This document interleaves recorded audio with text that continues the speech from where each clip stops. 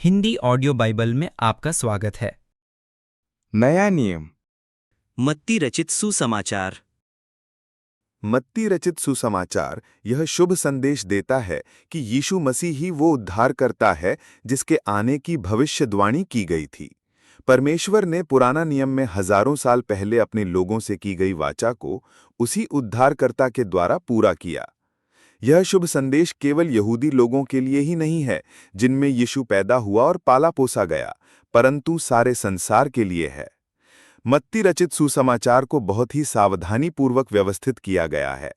इसका आरंभ यीशु मसीह के जन्म के विवरण से होता है, फिर उसके बपतिस्मा और परीक्षा का वर्णन है, और तब गलील प्रदेश में प्रचार, शिक्षा और चंगा करने की सेवा का वर्णन है।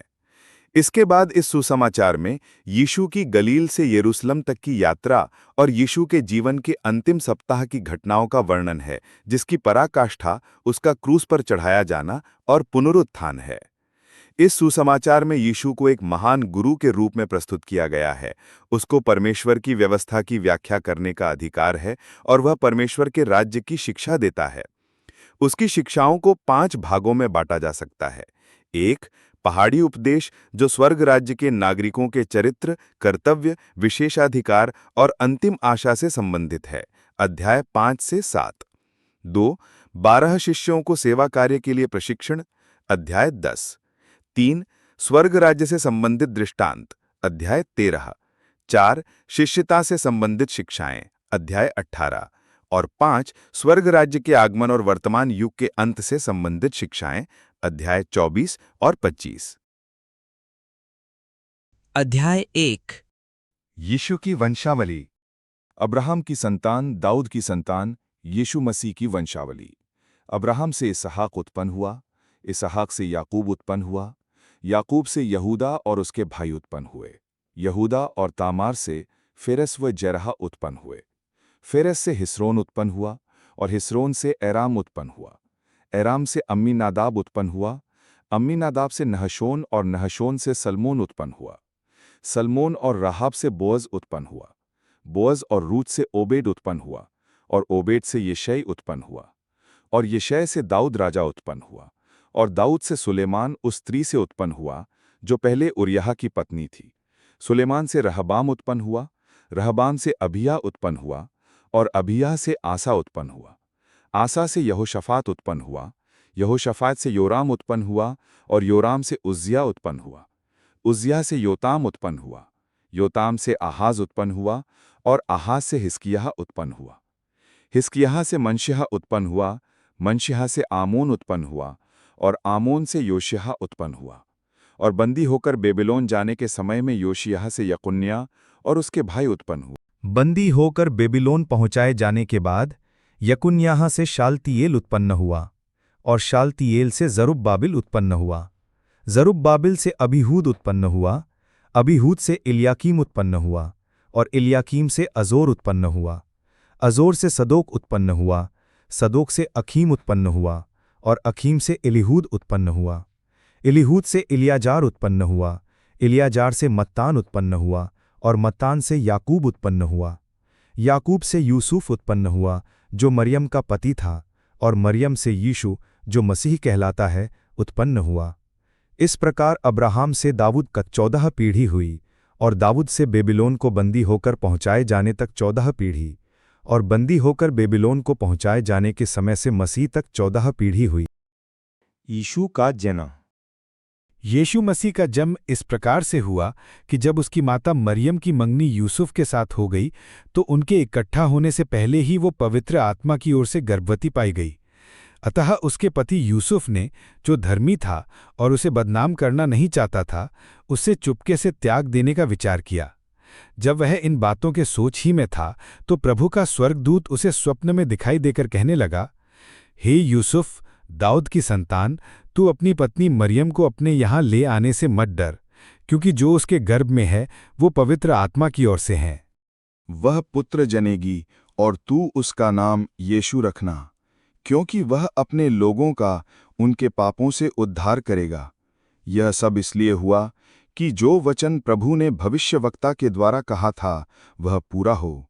देखो, एक कुमारी गर्भवती होगी और एक पुत्र जनेगी और उसका नाम इम्मैनुएल रखा जाएगा, जिसका अर्थ है परमेश्वर हमारे साथ। तब यूसुफ नींद से जागकर प्रभु के दूत की आज्ञा के अनुसार अपनी पत्नी को अपने यहाँ ले आया, और जब तक वह पुत्र न जनी तब तक वह उसके पास न गया, और उसने उसका नाम यीशु रखा। अध्याय 2। ज्योतिषियों का आगमन। हेरोदेस राजा के दिनों में जब यहूदिया के बैतलहम में यीशु का जन्म हुआ, तो पूर्व से कई ज्योतिषी यरूशलेम में आकर पूछने लगे, यहूदियों का राजा जिसका जन्म हुआ है कहाँ है? क्योंकि हमने पूर्व में उसका तारा देखा है और उसको प्रणाम करने आए हैं। यह सुनकर हेरोदेस राजा और उसके साथ सारा यरूशलेम घबरा गया। तब उसने लोगों के सब प्रधान याजकों और शास्त्रियों को इकट्ठा करके उनसे पूछा, मसीह का जन्म कहाँ होना चाहिए?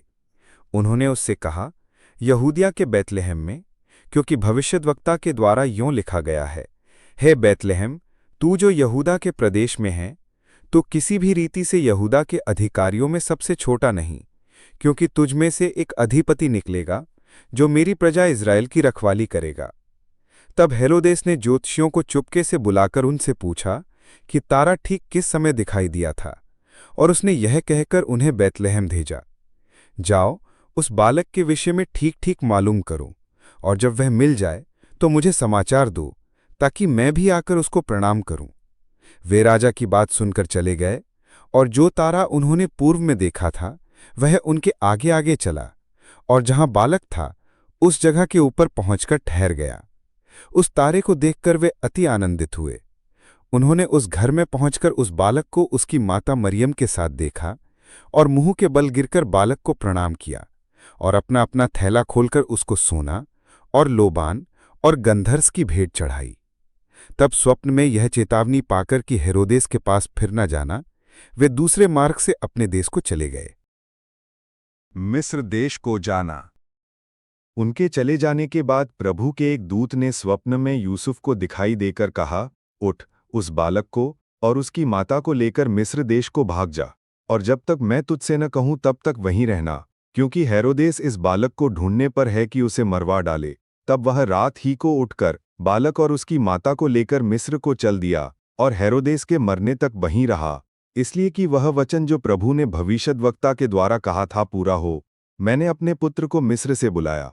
जब हेरोदेस ने यह देखा कि ज्योतिषियों ने उसके साथ धोखा किया है, तब वह क्रोध से भर गया, और लोगों को भेजकर ज्योतिषियों द्वारा ठीक ठीक बताए गए समय के अनुसार बैतलहम और उसके आसपास के स्थानों के सब लड़कों को जो 2 वर्ष के या उससे छोटे थे मरवा डाला। तब जो वचन यिर्मयाह भविष्यद्वक्ता के द्वारा कहा गया था वह पूरा हुआ। रामाह में एक करुण नाद सुनाई दिया, रोना और बड़ा विलाप। राहेल अपने बालकों के लिए रो रही थी और शांत होना न चाहती थी, क्योंकि वे अब नहीं रहे। मिस्र देश से लौटना। हेरोदेस के मरने के बाद प्रभु के दूत ने मिस्र में यूसुफ को स्वप्न में दिखाई देकर कहा, उठ, बालक और उसकी माता को लेकर इज़राइल के देश में चला जा, क्योंकि जो बालक के प्राण लेना चाहते थे वे मर गए हैं। वो उठा और बालक और उसकी माता को साथ लेकर इज़राइल के देश में आया। परंतु ये सुनकर कि अरखला उस अपने पिता हेरोदेस की जगह यहूदिया पर राज्य कर रहा है, वहां जाने से डरा। फिर स्वप्न में परमेश्वर से चेतावनी पाकर गलील प्रदेश में चला गया और नासरत नामक नगर में जा बसा, ताकि वो वचन पूरा हो जो भविष्यद्वक्ताओं के द्वारा कहा गया था, वह नासरी कहलाएगा। अध्याय 3। यूहन्ना बपतिस्मा देने वाला। उन दिनों में यूहन्ना बपतिस्मा देने वाला आकर यहूदिया के जंगल में यह प्रचार करने लगा, मन फिराओ, क्योंकि स्वर्ग का राज्य निकट आ गया है। यह वही है जिसकी चर्चा यशाया भविष्यद्वक्ता के द्वारा की गई, कि जंगल में एक पुकारने वाले का शब्द हो रहा है कि प्रभु का मार्ग तैयार करो, उसकी सड़कें सीधी करो। यह यूहन्ना ऊँट के रोम का वस्त्र पहने था और अपनी कमर में चमड़े का कटिबंध बांधे हुए था। उसका भोजन टिड्डियां और वन मधु था। तब यरूशलेम और सारे यहूदिया और यरदन के आसपास के सब स्थानों के लोग उसके पास निकल आए। उन्होंने अपने अपने पापों को मानकर यरदन नदी में उससे बपतिस्मा लिया। जब उसने बहुत से फरीसियों और सदूकियों को बपतिस्मा के लिए अपने पास आते देखा तो उनसे कहा, हे सांप के बच्चों, तुम्हें किसने जता दिया कि आने वाले क्रोध से भागो? इसलिए मन फिराव के योग्य फल लाओ और अपने अपने मन में ये ना सोचो कि हमारा पिता अब्राहम है, क्योंकि मैं तुमसे कहता हूं कि परमेश्वर इन पत्थरों से अब्राहम के लिए संतान उत्पन्न कर सकता है। अब कुल्हाड़ा पेड़ों की जड़ पर रखा हुआ है, इसलिए जो जो पेड़ अच्छा फल नहीं लाता वह कांटा और आग में झोंका आता है। मैं तो पानी से तुम्हें मन फिराव का बपतिस्मा देता हूं, परंतु जो मेरे बाद आने वाला है वह मुझसे शक्तिशाली है, मैं उसकी जूती उठाने की योग्य नहीं। वह तुम्हें पवित्र आत्मा और आग से बपतिस्मा देगा। उसका सूप उसके हाथ में है और वह अपना खलिहान अच्छी रीति से साफ करेगा और अपने गेहूं को तो खत्ते में इकट्ठा करेगा, परंतु भूसी को उस आग में जलाएगा जो बुझने की नहीं। यूहन्ना द्वारा यीशु का बपतिस्मा। उस समय यीशु गलील से यरदन के किनारे यूहन्ना के पास उससे बपतिस्मा लेने आया, परंतु यूहन्ना ये कहकर उसे रोकने लगा, मुझे तो तेरे हाथ से बपतिस्मा लेने की आवश्यकता है और तू मेरे पास आया है? यीशु ने उसको ये उत्तर दिया, अब तो ऐसा ही होने दे, क्योंकि हमें इसी रीति से सब धार्मिकता को पूरा करना उचित है। तब उसने उसकी बात मान ली और यीशु बपतिस्मा लेकर तुरंत पानी में से ऊपर आया, और देखो उसके लिए आकाश खुल गया और उसने परमेश्वर के आत्मा को कबूतर के समान उतरते और अपने ऊपर आते देखा। और देखो ये आकाशवाणी हुई, ये मेरा प्रिय पुत्र है जिससे मैं अत्यंत प्रसन्न हूं। अध्याय 4। यीशु की परीक्षा। तब आत्मा यीशु को जंगल में ले गया ताकि इब्लीस से उसकी परीक्षा हो। वो 40 दिन और 40 रात निराहार रहा। तब उसे भूख लगी। तब परखने वाले में पास आकर उससे कहा, यदि तू परमेश्वर का पुत्र है तो कह दे कि ये पत्थर रोटियां बन जाएं। यीशु ने उत्तर दिया, लिखा है, मनुष्य केवल रोटी ही से नहीं परंतु हर एक वचन से जो परमेश्वर के मुख से निकलता है जीवित रहेगा। तब इब्लीस उसे पवित्र नगर में ले गया और मंदिर के कंगूरे पर खड़ा किया और उससे कहा, यदि तू परमेश्वर का पुत्र है तो अपने आप को नीचे गिरा दे, क्योंकि लिखा है, वो तेरे विषय में अपने स्वर्गदूतों को आज्ञा देगा और वे तुझे हाथों हाथ उठा लेंगे, कहीं ऐसा न हो कि तेरे पांवों में पत्थर से ठेस लगे। यीशु ने उससे कहा, यह भी लिखा है, तू प्रभु अपने परमेश्वर की परीक्षा ना कर। फिर इब्लीस उसे एक बहुत ऊंचे पहाड़ पर ले गया और सारे जगत के राज्य और उसका वैभव दिखाकर उससे कहा, यदि तू गिरकर मुझे प्रणाम करे तो मैं ये सब कुछ तुझे दे दूंगा। तब यीशु ने उससे कहा, हे शैतान, दूर हो जा, क्योंकि लिखा है, तू प्रभु अपने परमेश्वर को प्रणाम कर और केवल उसी की उपासना कर। तब शैतान उसके पास से चला गया और देखो, स्वर्गदूत आकर उसकी सेवा करने लगे। यीशु के सेवा कार्य का आरंभ। जब उसने ये सुना कि यूहन्ना बंदी बना लिया गया है तो वो गलील को चला गया और वो नासरत को छोड़कर कफरनहूम में, जो झील के किनारे जबूलून और नप्ताली के देश में हैं, जाकर रहने लगा, ताकि जो यशाया भविष्यद्वक्ता के द्वारा कहा गया था वो पूरा हो।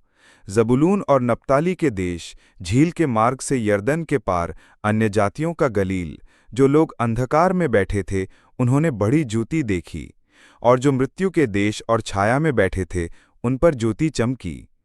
उस समय से यीशु ने प्रचार करना और ये कहना आरंभ किया, मन फिराओ, क्योंकि स्वर्ग का राज्य निकट आया है। प्रथम चेलों का बुलाया जाना। गलील की झील के किनारे फिरते हुए उसने 2 भाइयों अर्थात शमौन को, जो पतरस कहलाता है, और उसके भाई अंद्रयास को झील में जाल डालते देखा, क्योंकि वे मछुए थे। यीशु ने उनसे कहा, मेरे पीछे चले आओ तो मैं तुमको मनुष्यों के पकड़ने वाले बनाऊंगा। वे तुरंत जालों को छोड़कर उसके पीछे हो लिए। वहां से आगे बढ़कर यीशु ने और 2 भाइयों अर्थात जब्दी के पुत्र याकूब और उसके भाई यूहन्ना को देखा। वे अपने पिता जब्दी के साथ नाव पर अपने जालों को सुधार रहे थे। उसने उन्हें भी बुलाया। वे तुरंत नाव और अपने पिता को छोड़कर उसके पीछे हो लिए।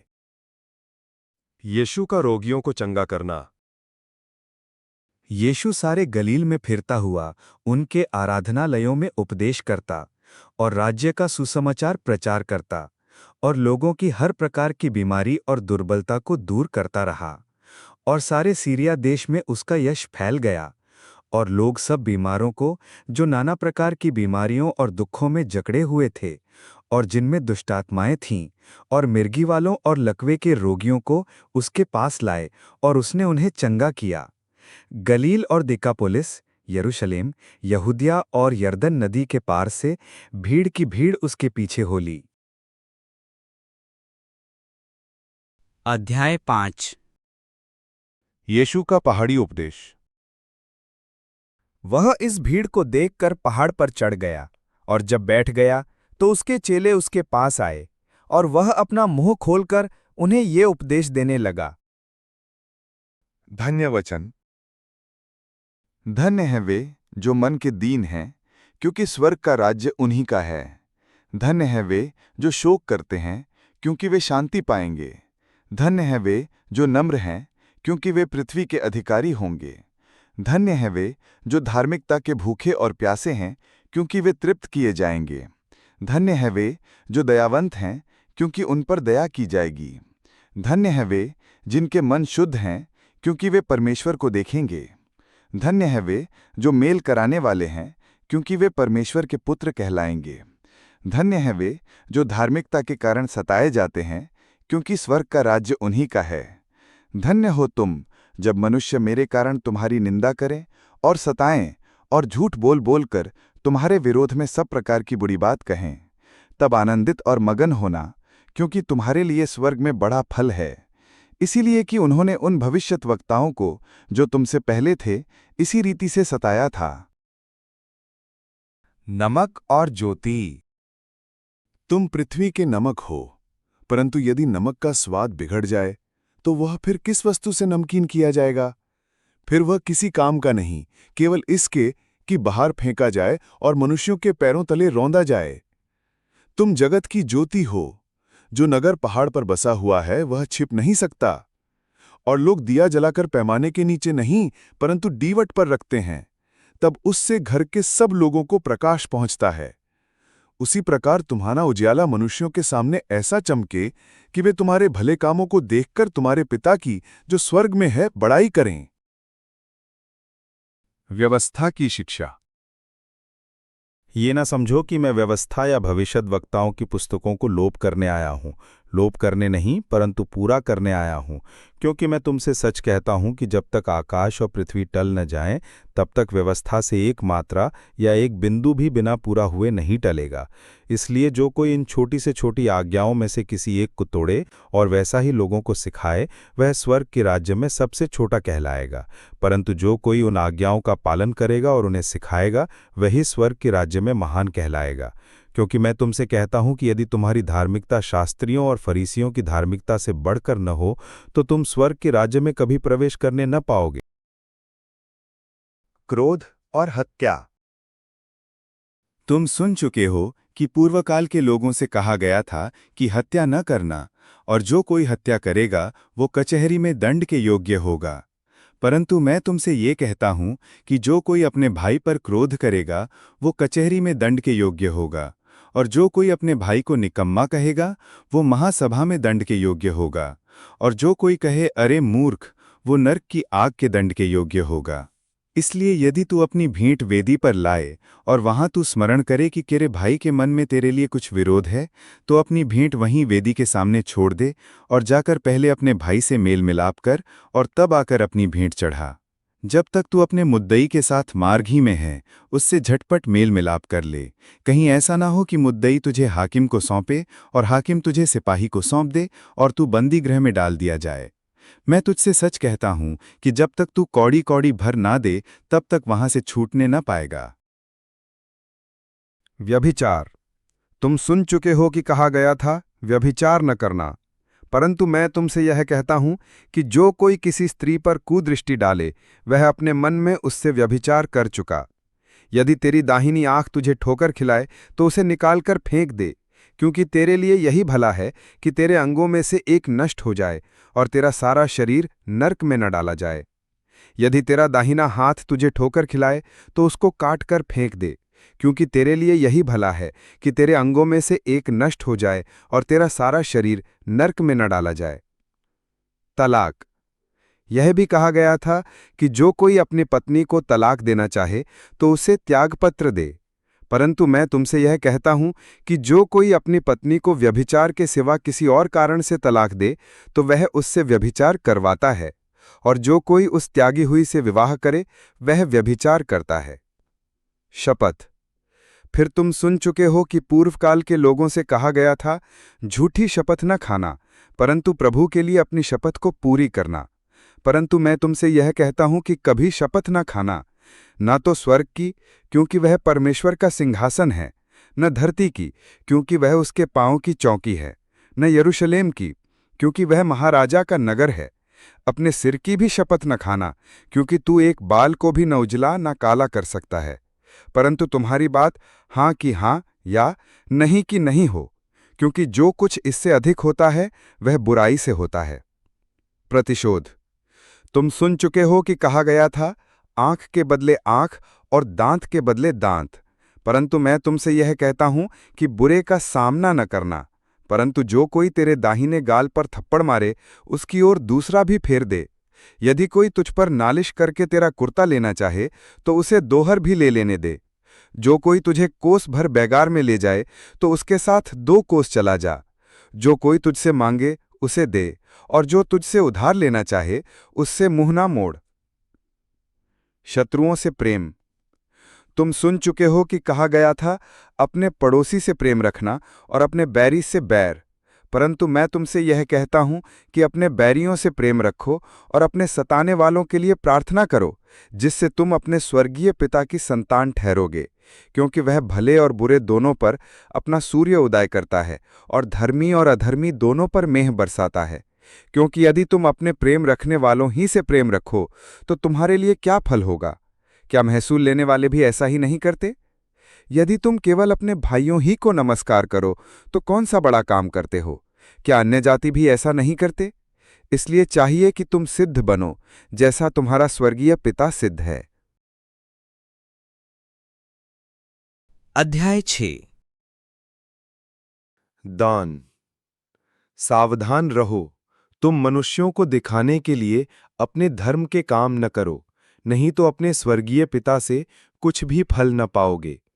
इसलिए जब तू दान करे तो अपने आगे तुरही ना बजवा, जैसे कपटी सभाओं और गलियों में करते हैं, ताकि लोग उनकी बड़ाई करें।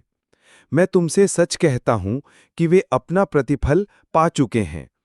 परंतु जब तू दान करे तो जो तेरा दाहिना हाथ करता है उसे तेरा बायां हाथ ना जानने पाए, ताकि तेरा दान गुप्त रहे, और तब तेरा पिता जो गुप्त में देखता है तुझे प्रतिफल देगा। प्रार्थना। जब तू प्रार्थना करे तो कपटियों के समान न हो, क्योंकि लोगों को दिखाने के लिए आराधनालयों और सड़कों के मोड़ों पर खड़े होकर प्रार्थना करना उनको अच्छा लगता है। मैं तुमसे सच कहता हूं कि वे अपना प्रतिफल पा चुके हैं। परंतु जब तू प्रार्थना करे तो अपनी कोठरी में जा और द्वार बंद करके अपने पिता से जो गुप्त में है प्रार्थना कर। तब तेरा पिता जो गुप्त में देखता है तुझे प्रतिफल देगा। प्रार्थना करते समय अन्य जातियों के समान बकबक ना करो, क्योंकि वे समझते हैं कि उनके बहुत बोलने से उनकी सुनी जाएगी। इसलिए तुम उनके समान ना बनो, क्योंकि तुम्हारा पिता तुम्हारे मांगने से पहले ही जानता है कि तुम्हारी क्या-क्या आवश्यकताएं हैं। अतः तुम इस रीति से प्रार्थना किया करो। हे हमारे पिता, तू जो स्वर्ग में है, तेरा नाम पवित्र माना जाए, तेरा राज्य आए, तेरी इच्छा जैसी स्वर्ग में पूरी होती है वैसे पृथ्वी पर भी हो। हमारी दिन भर की रोटी आज हमें दे, और जिस प्रकार हमने अपने अपराधियों को क्षमा किया है वैसे ही तू भी हमारे अपराधों को क्षमा कर। और हमें परीक्षा में ना ला, परंतु बुराई से बचा, क्योंकि राज्य और पराक्रम और महिमा सदा तेरे ही हैं। आमीन। इसलिए यदि तुम मनुष्य के अपराध क्षमा करोगे तो तुम्हारा स्वर्गीय पिता भी तुम्हें क्षमा करेगा, और यदि तुम मनुष्य के अपराध क्षमा न करोगे तो तुम्हारा पिता भी तुम्हारे अपराध क्षमा न करेगा। जब तुम उपवास करो तो कपटियों के समान तुम्हारे मुंह पर उदासी न छाई रहे, क्योंकि वे अपना मुंह बनाए रहते हैं ताकि लोग उन्हें उपवासी जानें। मैं तुमसे सच कहता हूं कि वे अपना प्रतिफल पा चुके। परंतु जब तू उपवास करे तो अपने सिर पर तेल मल और मुंह धो, ताकि लोग नहीं परंतु तेरा पिता जो गुप्त में है तुझे उपवासी जाने। इस दशा में तेरा पिता जो गुप्त में देखता है तुझे प्रतिफल देगा। स्वर्गीय धन। अपने लिए पृथ्वी पर धन इकट्ठा न करो, जहां कीड़ा और काई बिगाड़ते हैं और जहां चोर सेंध लगाते और चुराते हैं, परंतु अपने लिए स्वर्ग में धन इकट्ठा करो, जहां न तो कीड़ा और न काई बिगाड़ते हैं और जहां चोर न सेंध लगाते और न चुराते हैं, क्योंकि जहां तेरा धन है वहां तेरा मन भी लगा रहेगा। शरीर की ज्योति। शरीर का दिया आंख है, इसलिए यदि तेरी आंख निर्मल हो तो तेरा सारा शरीर भी उजियाला होगा, परंतु यदि तेरी आंख बुरी हो तो तेरा सारा शरीर भी अंधियारा होगा।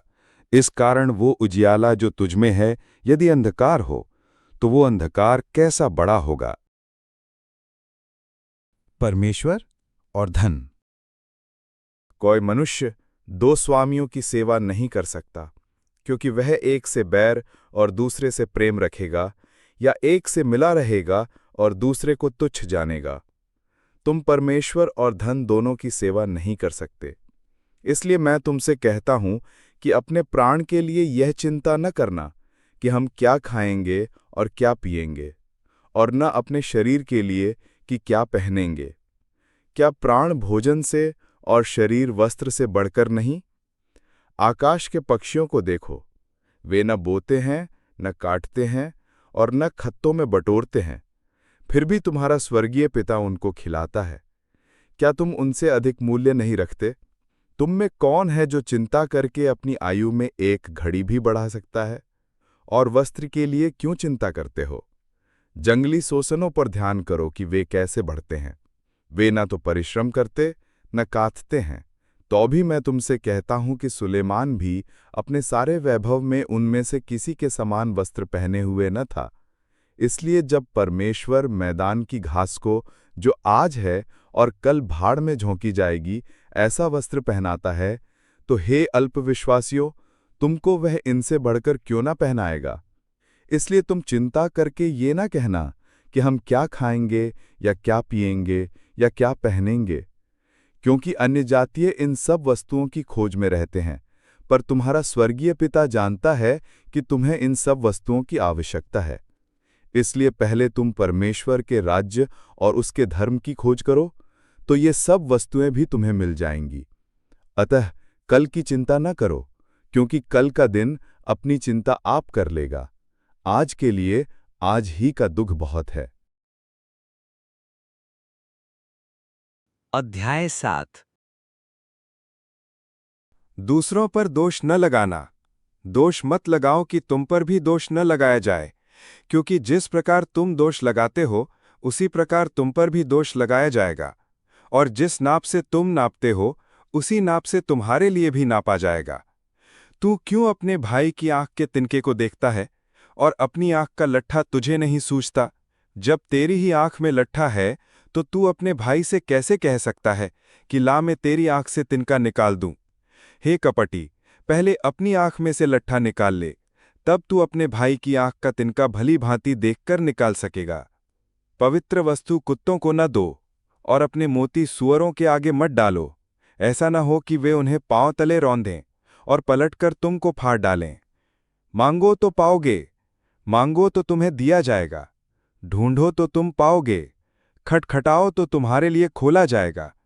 क्योंकि जो कोई मांगता है उसे मिलता है, और जो ढूंढता है वह पाता है, और जो खटखटाता है उसके लिए खोला जाएगा। तुम में से ऐसा कौन मनुष्य है कि यदि उसका पुत्र उससे रोटी मांगे तो वह उसे पत्थर दे, या मछली मांगे तो उसे सांप दे? अतः जब तुम बुरे होकर अपने बच्चों को अच्छी वस्तुएं देना जानते हो, तो तुम्हारा स्वर्गीय पिता अपने मांगने वालों को अच्छी वस्तुएं क्यों न देगा? इस कारण जो कुछ तुम चाहते हो कि मनुष्य तुम्हारे साथ करें, तुम भी उनके साथ वैसा ही करो, क्योंकि व्यवस्था और भविष्यद्वक्ताओं की शिक्षा यही है। सकरा और चौड़ा मार्ग। सकेत फाटक से प्रवेश करो, क्योंकि चौड़ा है वह फाटक और सरल है वह मार्ग जो विनाश को पहुंचाता है, और बहुत से हैं जो उससे प्रवेश करते हैं। क्योंकि सकेत है वह फाटक और कठिन है वह मार्ग जो जीवन को पहुंचाता है, और थोड़े हैं जो उसे पाते हैं। जैसा पेड़ वैसा फल। झूठे भविष्यद्वक्ताओं से सावधान रहो, जो भेड़ों के भेष में तुम्हारे पास आते हैं, परंतु अंतर में वे फाड़ने वाले भेड़िए हैं। उनके फलों से तुम उन्हें पहचान लोगे। क्या लोग झाड़ियों से अंगूर या ऊंट कटारों से अंजीर तोड़ते हैं? इसी प्रकार हर एक अच्छा पेड़ अच्छा फल लाता है और निकम्मा पेड़ बुरा फल लाता है। अच्छा पेड़ बुरा फल नहीं ला सकता और न निकम्मा पेड़ अच्छा फल ला सकता है। जो पेड़ अच्छा फल नहीं लाता वह काटा और आग में डाला जाता है। इस प्रकार उनके फलों से तुम उन्हें पहचान लोगे। जो मुझसे हे प्रभु कहता है, उनमें से हर एक स्वर्ग के राज्य में प्रवेश न करेगा, परंतु वही जो मेरे स्वर्गीय पिता की इच्छा पर चलता है। उस दिन बहुत से लोग मुझसे कहेंगे, हे प्रभु, क्या हमने तेरे नाम से भविष्यद्वाणी नहीं की और तेरे नाम से दुष्टात्माओं को नहीं निकाला और तेरे नाम से बहुत से आश्चर्यकर्म नहीं किए? तब मैं उनसे खुलकर कह दूंगा, मैंने तुमको कभी नहीं जाना। हे कुकर्म करने वालों, मेरे पास से चले जाओ। घर बनाने वाले दो मनुष्य, बुद्धिमान और मूर्ख। इसलिए जो कोई मेरी ये बातें सुनकर उन्हें मानता है, वह उस बुद्धिमान मनुष्य के समान ठहरेगा जिसने अपना घर चट्टान पर बनाया। और मेह बरसा और बाढ़ें आईं और आंधियां चलीं और उस घर से टकराईं, फिर भी वह नहीं गिरा, क्योंकि उसकी नींव चट्टान पर डाली गई थी। परंतु जो कोई मेरी ये बातें सुनता है और उन पर नहीं चलता, वह उस निर्बुद्धि मनुष्य के समान ठहरेगा जिसने अपना घर बालू पर बनाया। और मेह बरसा और बाढ़ें आईं और आंधियां चलीं और उस घर से टकराईं और वह गिरकर सत्यानाश हो गया। जब यीशु ये बातें कह चुका तो ऐसा हुआ कि भीड़ उसके उपदेश से चकित हुई, क्योंकि वह उनके शास्त्रियों के समान नहीं, परंतु अधिकारी के समान उन्हें उपदेश देता था। अध्याय 8। कोढ़ के रोगी को चंगा करना। जब वो उस पहाड़ से उतरा तो एक बड़ी भीड़ उसके पीछे हो ली, और देखो, एक कोढ़ी ने पास आकर उसे प्रणाम किया और कहा, हे प्रभु, यदि तू चाहे तो मुझे शुद्ध कर सकता है। यीशु ने हाथ बढ़ाकर उसे छुआ और कहा, मैं चाहता हूं, तू शुद्ध हो जा।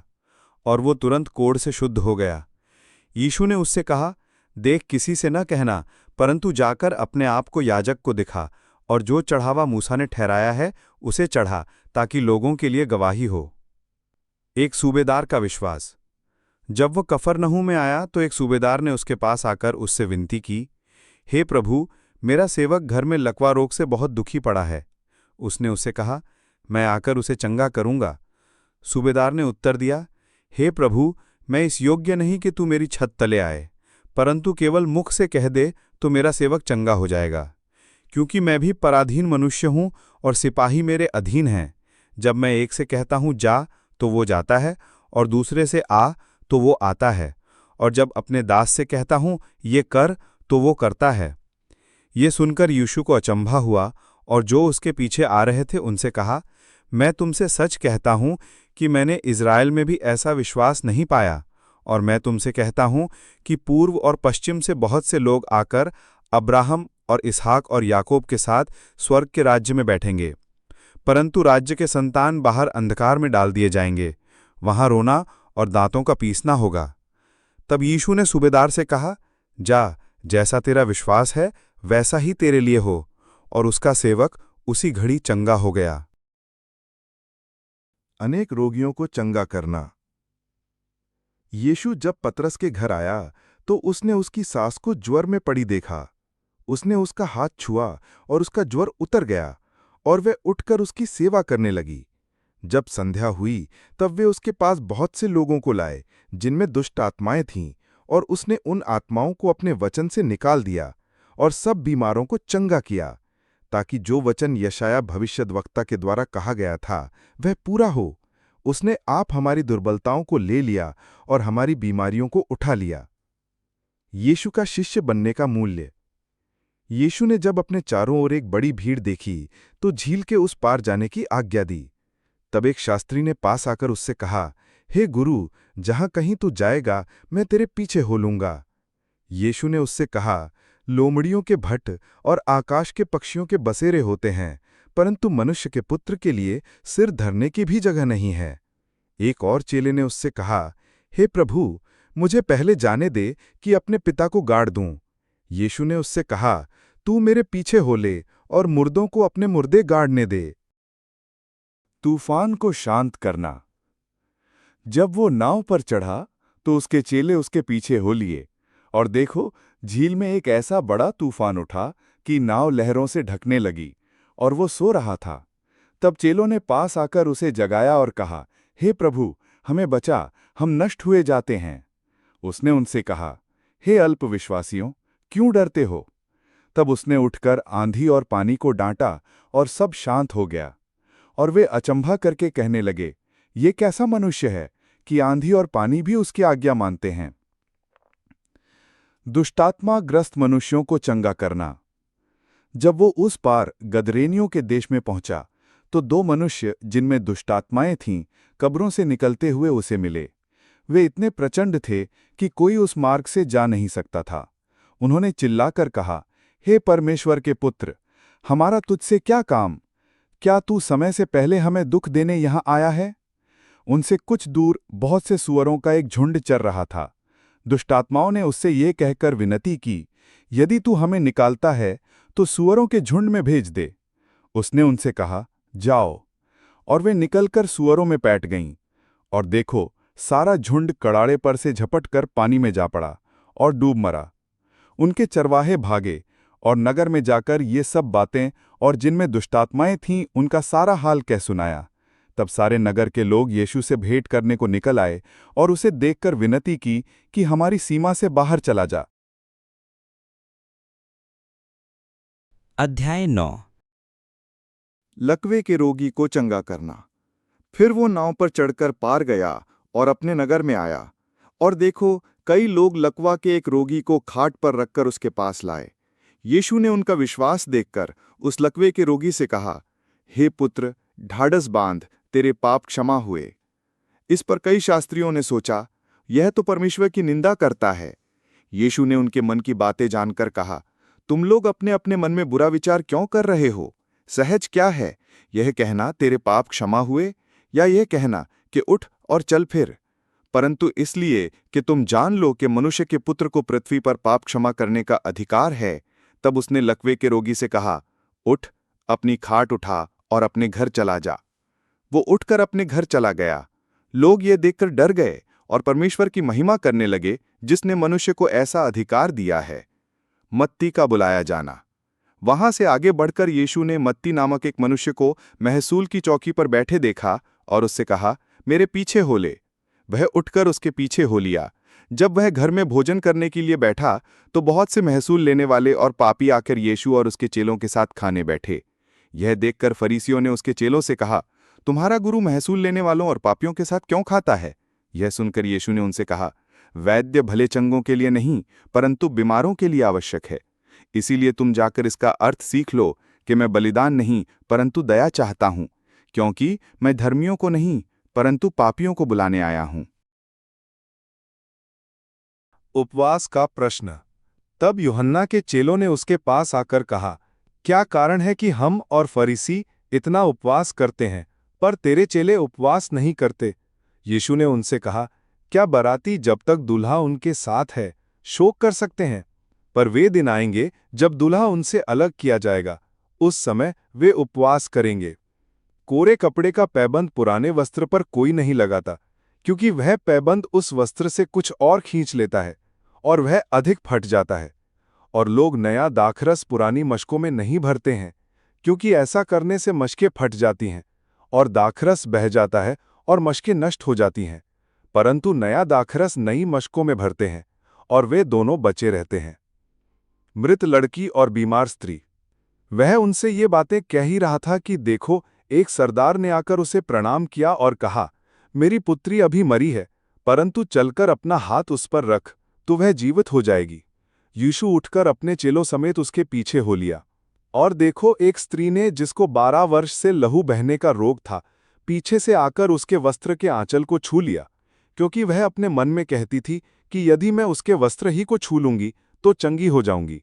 यीशु ने फिर कर उसे देखा और कहा, पुत्री, ढांढस बांध, तेरे विश्वास ने तुझे चंगा किया है। अतः वह स्त्री उसी घड़ी चंगी हो गई।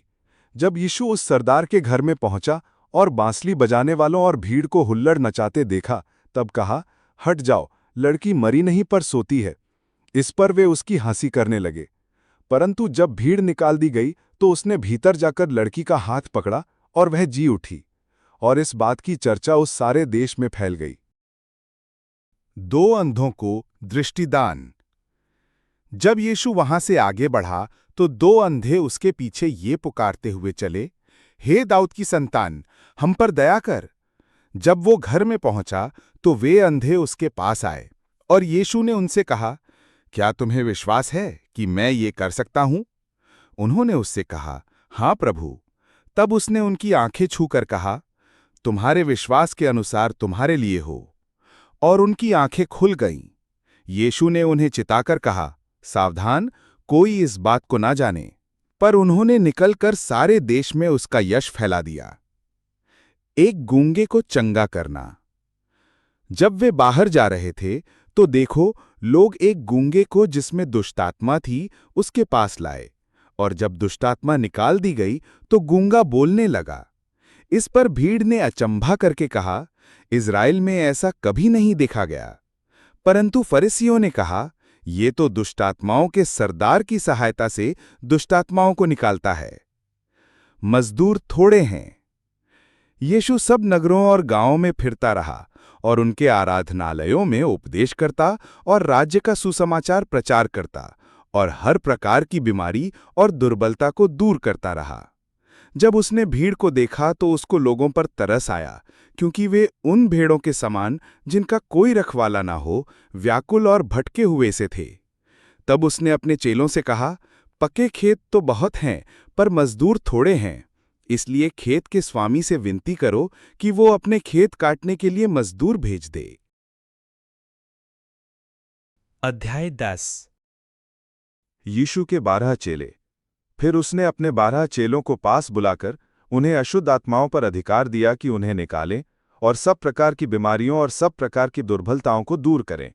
इन 12 प्रेरितों के नाम ये हैं, पहला शमौन, जो पतरस कहलाता है, और उसका भाई अंद्रयास, जब्दी का पुत्र याकूब और उसका भाई यूहन्ना, फिलिप्पुस और बर्तुलमई, थोमा और महसूल लेने वाला मत्ती, हल्फई का पुत्र याकूब और तद्दई, शमौन कनानी और यहूदा इस्करियोती जिसने उसे पकड़वा भी दिया। 12 प्रेरितों का सेवा कार्य। इन 12 को यीशु ने यह आज्ञा देकर भेजा कि अन्य जातियों की ओर न जाना और सामरियों के किसी नगर में प्रवेश न करना, परंतु इज़राइल के घराने ही की खोई हुई भेड़ों के पास जाना और चलते चलते यह प्रचार करो कि स्वर्ग का राज्य निकट आ गया है। बीमारों को चंगा करो, मरे हुओं को जिलाओ, कोढ़ियों को शुद्ध करो, दुष्टात्माओं को निकालो। तुमने सेंत-मेंत पाया है, सेंत-मेंत दो। अपने पटुकों में न तो सोना और न रूपा और न तांबा रखना।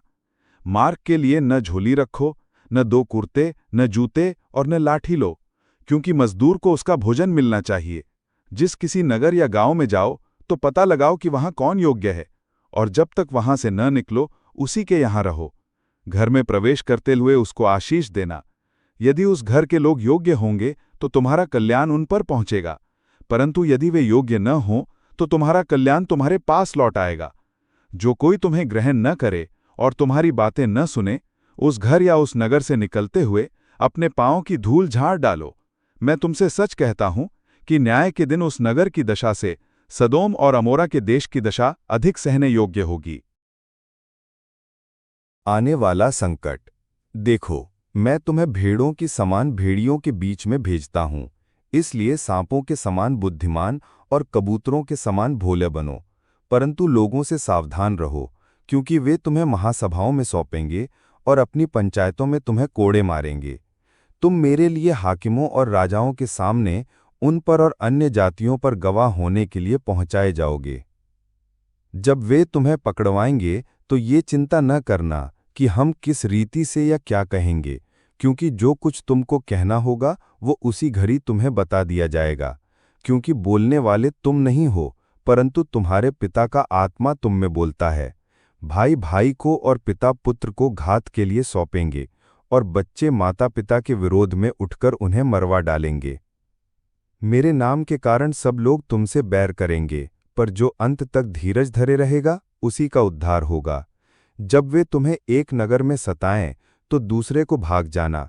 मैं तुमसे सच कहता हूं, तुम इस्राएल के सब नगरों में न फिर चुकोगे कि मनुष्य का पुत्र आ जाएगा। किस से डरें? इसलिए मनुष्यों से मत डरना, क्योंकि कुछ ढका नहीं जो खोला न जाएगा, और न कुछ छिपा है जो जाना न जाएगा।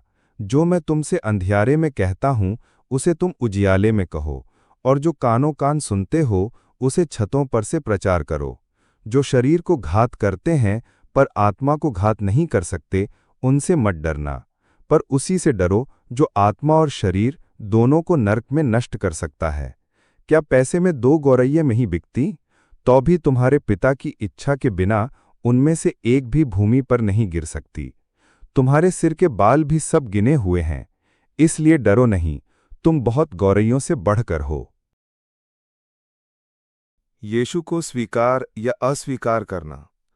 जो कोई मनुष्यों के सामने मुझे मान लेगा, उसे मैं भी अपने स्वर्गीय पिता के सामने मान लूंगा। पर जो कोई मनुष्यों के सामने मेरा इनकार करेगा, उससे मैं भी अपने स्वर्गीय पिता के सामने इनकार करूंगा। यीशु के आगमन का परिणाम। ये न समझो कि मैं पृथ्वी पर मिलाप कराने आया हूं। मैं मिलाप कराने नहीं, पर तलवार चलवाने आया हूं। मैं तो आया हूं कि मनुष्य को उसके पिता से, और बेटी को उसकी मां से, और बहू को उसकी सास से अलग कर दूं। मनुष्य के बैरी उसके घर ही के लोग होंगे। जो माता या पिता को मुझसे अधिक प्रिय जानता है, वो मेरे योग्य नहीं, और जो बेटा या बेटी को मुझसे अधिक प्रिय जानता है, वो मेरे योग्य नहीं, और जो अपना क्रूस लेकर मेरे पीछे न चले, वो मेरे योग्य नहीं। जो अपने प्राण बचाता है, वो उसे खोएगा, और जो मेरे कारण अपना प्राण खोता है, वो उसे पाएगा। प्रतिफल। जो तुम्हें ग्रहण करता है, वो मुझे ग्रहण करता है, और जो मुझे ग्रहण करता है, वो मेरे भेजने वाले को ग्रहण करता है। जो भविष्यद्वक्ता को भविष्यद्वक्ता जानकर ग्रहण करे, वो भविष्यद्वक्ता का बदला पाएगा, और जो धर्मी को धर्मी जानकर ग्रहण करे, वो धर्मी का बदला पाएगा। जो कोई इन छोटों में से एक को मेरा चेला जानकर केवल एक कटोरा ठंडा पानी पिलाए, मैं तुमसे सच कहता हूं, वो किसी रीति से अपना प्रतिफल न खोएगा। अध्याय 11। जब यीशु अपने 12 चेलों को आज्ञा दे चुका, तो वह उनके नगरों में उपदेश और प्रचार करने को वहां से चला गया। यूहन्ना ने बंदीगृह में मसीह के कामों का समाचार सुना और अपने चेलों को उससे यह पूछने भेजा कि क्या आने वाला तू ही है, या हम किसी दूसरे की बाट जो हैं? यीशु ने उत्तर दिया, जो कुछ तुम सुनते हो और देखते हो, वह सब जाकर यूहन्ना से कह दो कि अंधे देखते हैं और लंगड़े चलते फिरते हैं, कोढ़ी शुद्ध किए जाते हैं और बहरे सुनते हैं, मुर्दे जिलाए जाते हैं और कंगालों को सुसमाचार सुनाया जाता है, और धन्य है वह जो मेरे कारण ठोकर न खाए। जब वे वहां से चल दिए, तो यीशु यूहन्ना के विषय में लोगों से कहने लगा, तुम जंगल में क्या देखने गए थे? क्या हवा से हिलते हुए सरकंडे को? फिर तुम क्या देखने गए थे? क्या कोमल वस्त्र पहने हुए मनुष्य को?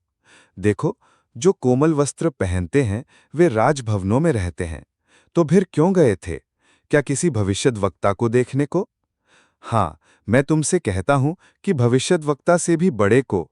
ये वही है जिसके विषय में लिखा है, देख, मैं अपने दूत को तेरे आगे भेजता हूं, जो तेरे आगे तेरा मार्ग तैयार करेगा।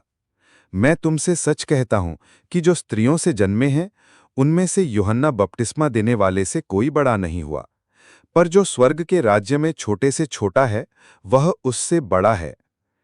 यूहन्ना बपतिस्मा देने वाले के दिनों से अब तक स्वर्ग के राज्य में बलपूर्वक प्रवेश होता रहा है, और बलवान उसे छीन लेते हैं।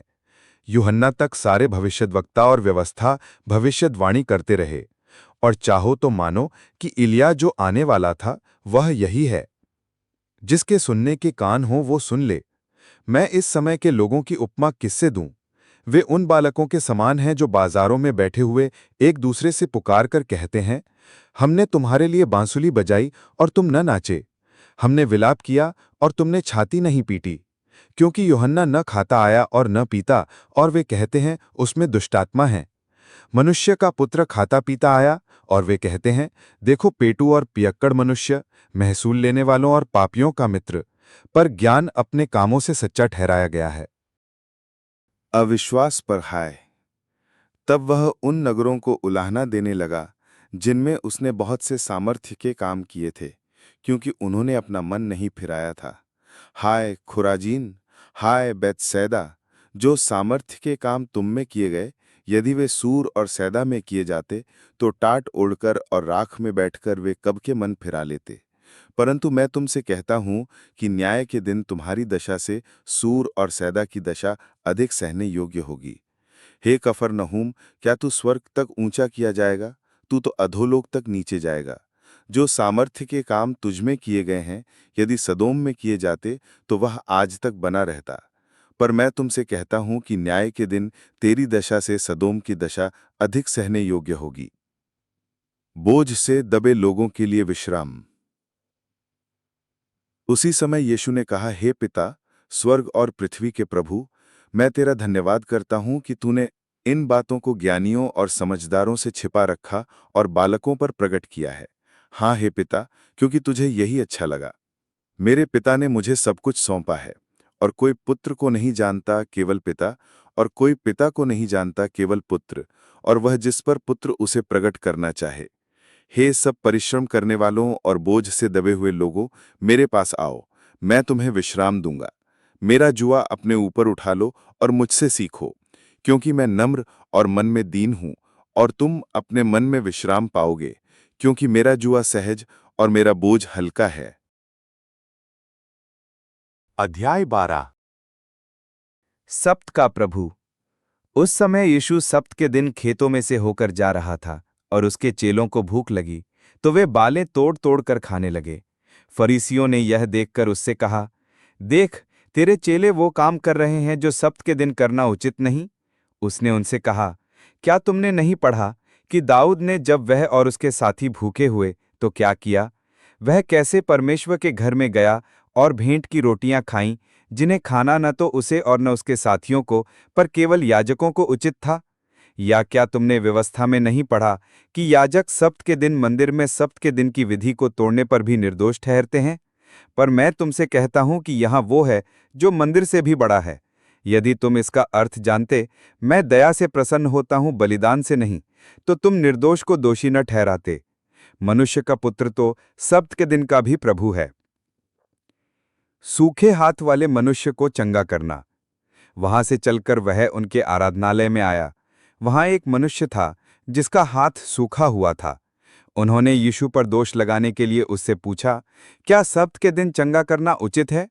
उसने उनसे कहा, तुम में ऐसा कौन है जिसकी एक ही भेड़ हो और वह सप्त के दिन गड्ढे में गिर जाए तो वह उसे पकड़कर न निकाले?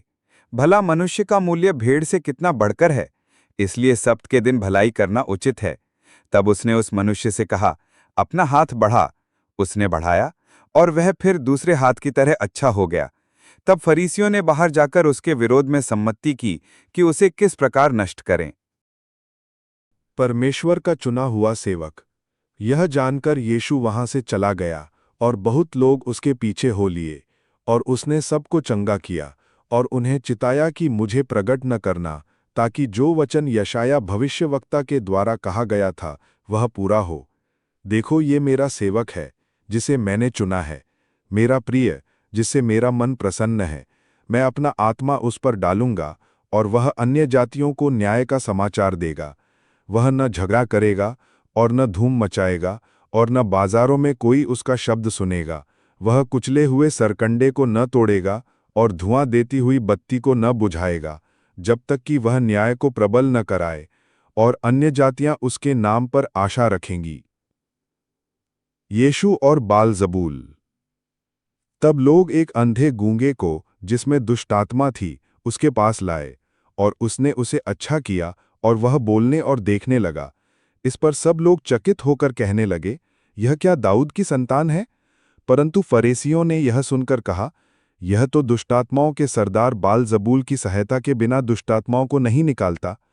उसने उनके मन की बात जानकर उनसे कहा, जिस किसी राज्य में फूट होती है वह उजड़ जाता है, और कोई नगर या घराना जिसमें फूट होती है बना न रहेगा। और यदि शैतान ही शैतान को निकाले तो वह अपना ही विरोधी हो गया है, फिर उसका राज्य कैसे बना रहेगा?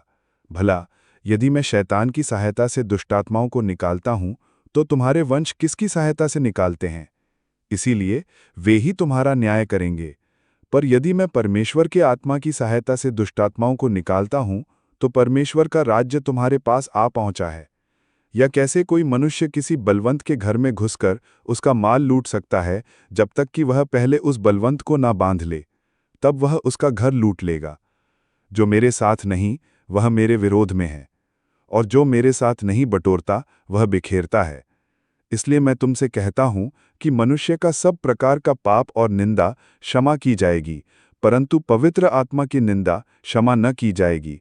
जो कोई मनुष्य के पुत्र के विरोध में कोई बात कहेगा उसका यह अपराध क्षमा किया जाएगा, परंतु जो कोई पवित्र आत्मा के विरोध में कुछ कहेगा उसका अपराध न तो इस लोक में और न परलोक में क्षमा न किया जाएगा। पेड़ और उसका फल।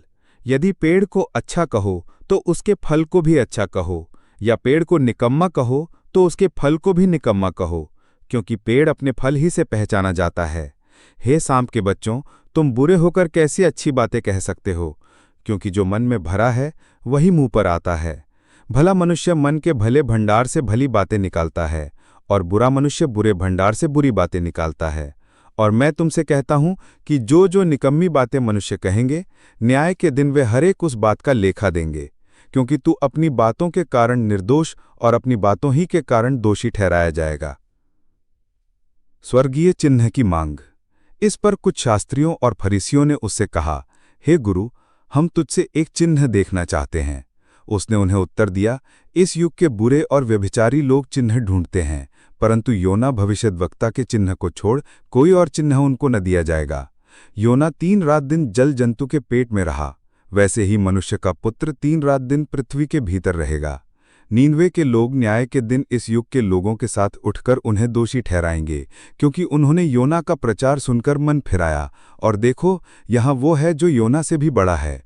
दक्षिण की रानी न्याय के दिन इस युग के लोगों के साथ उठकर उन्हें दोषी ठहराएगी, क्योंकि वह सुलेमान का ज्ञान सुनने के लिए पृथ्वी के छोर से आई, और देखो, यहाँ वो है जो सुलेमान से भी बड़ा है। अधूरे सुधार से विपत्ति। जब अशुद्ध आत्मा मनुष्य में से निकल जाती है तो सूखी जगहों में विश्राम ढूंढती फिरती है और पाती नहीं। तब कहती है, मैं अपने उसी घर में जहां से निकली थी लौट जाऊंगी, और लौटकर उसे सूना, झाड़ा बुहारा और सजा सजाया पाती है। तब वो जाकर अपने से और बुरी 7 आत्माओं को अपने साथ ले आती है, और वो उसमें बैठकर वहां वास करती हैं, और उस मनुष्य की पिछली दशा पहले से भी बुरी हो जाती है।